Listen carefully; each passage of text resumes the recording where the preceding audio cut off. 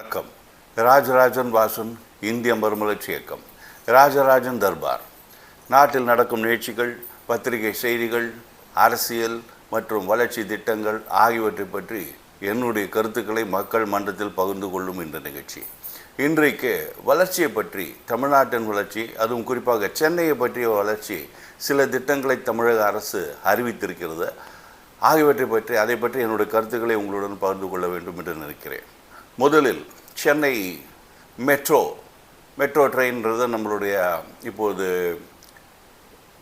பல ஆண்டுகளுக்கு முன்னால் ஆரம்பிக்கப்பட்டது. நடுவில் சில தொய்வு, அதை அமுல்படுத்துவதில் இன்றைக்கு அது ஃபுல் கியரப்போட 2வது ஃபேஸு முடிக்கிற அளவுக்கு பாதி நடந்திருக்கிறது. இன்னும் சிறப்பாக அது வரும். இதில் முக்கியமாக ஒரு விஷயம் என்றால், நேற்று தமிழக அரசு ஒரு புது செயலி, அதாவது சென்னை ஒன் அப்படின்னு சொல்லக்கூடிய ஒரு ஆப்பு, அதை அவங்க ரிலீஸ் பண்ணியிருக்காங்க. அதில் என்னென்னா, ஒரு இன்டகிரேட்டட் டைப் ஆஃப் ஒரு ஆப். அதாவது இன்றைக்கி சென்னையை பொறுத்த வரைக்கும் ஒரு 4 விதமான டிரான்ஸ்போர்ட்ஸ், ட்ரெயினை பொறுத்த வரைக்குமே 2-3 டிரான்ஸ்போர்ட்ஸ் போயின்னு இருக்குது. அதாவது அர்பன் ட்ரெயின், இங்கே சபர்பன் ட்ரெயின்ஸ், அதுக்கப்புறம் மெட்ரோ, அப்புறம் இந்த எம்ஆர்டிஎஸ்ன்னு சொல்லிட்டு பறக்கும் ரயில்னு சொல்லிட்டு மயிலையிலேருந்து இதிலேருந்து பீச்சிலேருந்து வேளச்சேரி வரைக்கும் போகிறது. இதெல்லாம் அதை தவிர்த்து நம்மளுடைய லோக்கல் பஸ் டிரான்ஸ்போர்ட்டு, அதுக்கப்புறம் ஆட்டோ, இதெல்லாம் இருந்து கொண்டு இருக்கிறது. இப்போதைக்கு ஒரு சென்னை ஒன் அப்படின்னு சொல்லி இது எல்லாத்துக்குமே நம்ம தனித்தனியாக டிக்கெட் வாங்கி தனித்தனியாக அங்கங்கே போய் வாங்க வேண்டி இருந்தது. ஒன்றுக்கும் சில சமயத்தில் ஆப்ஸு தனித்தனியாக இருந்தது.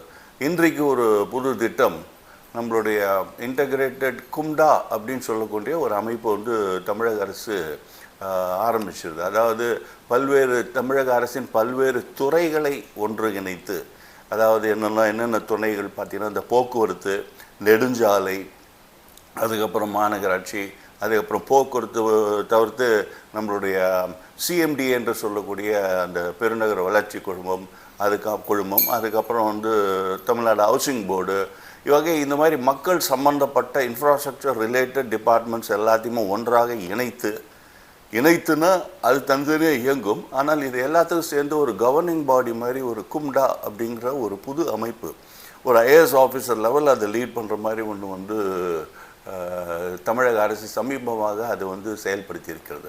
ஸோ இவங்கெல்லாம் என்ன பண்ணுவாங்க, அது ஒன்றா ஒரு குறிப்பிட்ட கால அளவில் அவங்க ஒன்றாக அது உட்கார்ந்து இந்த சென்னையோடைய ஓவரால் டெவலப்மெண்ட்டை பற்றி அவங்க ஆராய்ந்து ஆலோசித்து சில சஜஷன்ஸ் எல்லாம் இப்போ வல்லுநர்கள்கிட்ட வாங்கி அதை இம்ப்ளிமெண்ட் பண்ணுறதுக்கு ஒரு திட்டங்கள் தீட்டி அதை அரசிடம் கொடுப்பாங்க. அப்புறம் அரசோட ஒப்புதலுக்கு பிரகாரம் அந்தந்த டிபார்ட்மெண்ட்ஸ் அதை செயல்படுத்தும். ஸோ இது மாதிரி ஒரு பொதுவான அமைப்பு மற்ற எங்கேயும் எந்த மாநிலத்திலும் அது மாதிரி இருக்கிற மாதிரி தெரியல. 1-2 துறைகள் இணைத்த ஒரு அமைப்பு இருக்கும். ஆனால் இதுபோல் எல்லா துறைகளும் இணைத்து ஒரு அமைப்பு, ஹை லெவல் பாடி, ஒரு ஹை பவர் கமிட்டி மாதிரி இருந்து அதை ஒரு ஐஏஎஸ் ஆஃபீஸர் லெவலில் அது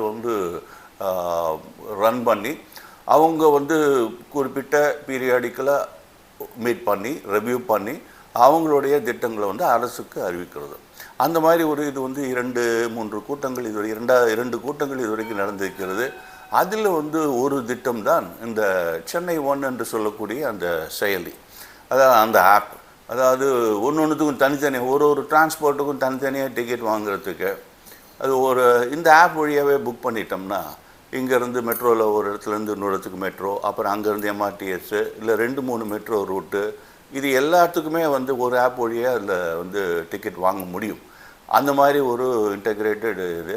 அதில் என்ன பியூட்டின்னா, இன்னொன்று வீட்டிலேருந்து அந்த மெட்ரோ ஸ்டேஷன் போடக்கூடிய ஆட்டோ, அது கூட இந்த ஆப் வழியாகவே நம்ம புக் பண்ணிக்க முடியும். ஆட்டோ முதற்கொண்டு இப்போ ஊபர், அதுக்குன்னு தனியாக ஊபர்னு சொல்லிட்டு இன்னொரு ஆப்பை நம்ம யூஸ் பண்ண வேண்டிய, ஊபோ, ஓலா அதெல்லாம் இருக்குது இல்லையா, அதை தனியாக யூஸ் பண்ண வேண்டியதில்லை. இந்த சென்னை ஒன்று ஒரு ஆப் வழியாக வந்தாலே வீட்டிலேருந்து ஆட்டோ, இங்கேருந்து இந்த மெட்ரோ, இந்த ஸ்டேஷன், தென் அந்த மெட்ரோவில் ஒரு ரூட்டில் ஒரு ஸ்டேஷன் இன்னொரு ஸ்டேஷனுக்கு வாங்குகிற டிக்கெட்டு, அப்புறம் அங்கேருந்து 2வது மெட்ரோவுக்கு போகிறது, அப்புறம் அங்கேருந்து திரும்பி எம்ஆர்டிஎஸ் வழியாக வரணுன்னு வரலாம், இல்லை சபர்பன் டிக்கெட், எது வேணாமல் எல்லாத்தையுமே இந்த ஒரு ஆப் வழியாக நம்ம பேசஞ்சர்ஸ் வாங்க முடியும். ஸோ இது நிஜமாக ஒரு மைல் ஸ்டோன் என்று சொல்லலாம்.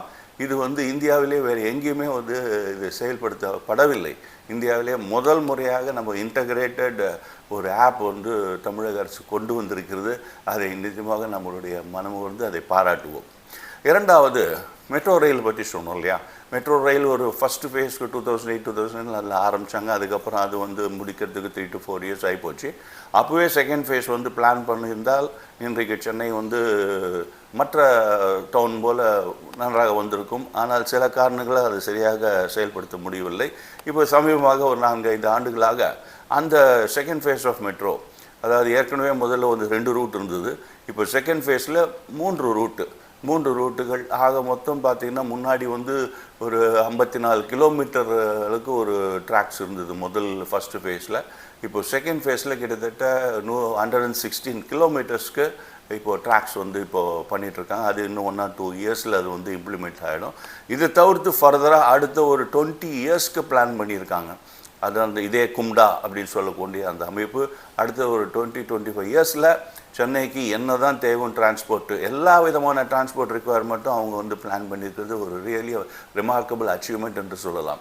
2 கூட்டங்களிலேயே இந்த அளவுக்கு வந்து அவங்க வந்து அந்த திட்டங்களை வந்து வரையறைப்படுத்தி அதை வந்து ஒரு ஃபைனலைஸ் பண்ணி தமிழ்நாடு கவர்மெண்ட் கிட்ட கொடுத்துருக்குறாங்க.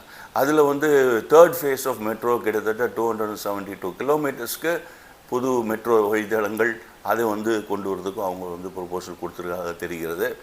ஆகவே இந்த போல் பார்த்தா கிட்டத்தட்ட ஒரு 450 கிலோமீட்டர்ஸ் பக்கத்தில் சென்னை உள்ளேயே, Chennai in and around Chennai metro rail மட்டுமே 450 கிலோமீட்டர்ஸ்க்கு நம்மளுக்கு வந்து அது வந்து கிடைக்கும் நம்மளுக்கு.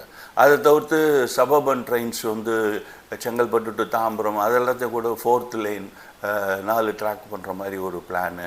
ஸோ இந்த மாதிரி எல்லா விதமான பிளான்ஸும் இந்த கும்டா வந்து ஒரு ஒப்புதல் அளித்து அதை தமிழக அரசியல் அந்த திட்டத்தை கொடுத்துருக்கிறது.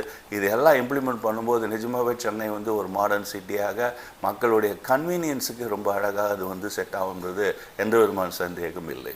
அதை தவிர்த்து சென்னையோட பஸ்ஸு பார்த்திங்கன்னா இப்போ வந்து கிட்டத்தட்ட ஒரு 3000 பஸ்ஸஸ் பக்கத்தில் இருந்தால் அது வந்து மோர் தென் டபுள் அடுத்த ஒரு ஃபியூ இயர்ஸில் வந்து 6000 பக்கத்தில் 6500 பஸ்ஸஸ் பக்கத்தில் அது கொண்டு வரதுக்கு இன்றைக்கி அதுக்கு வேண்டிய ப்ரொபோசலும் கொடுத்துருக்காங்க. ஆகவே பப்ளிக் டிரான்ஸ்போர்ட்டை பொறுத்த வரைக்கும் சென்னை வந்து இட்ஸ் கியரிங் அப் என்று சொல்லலாம்.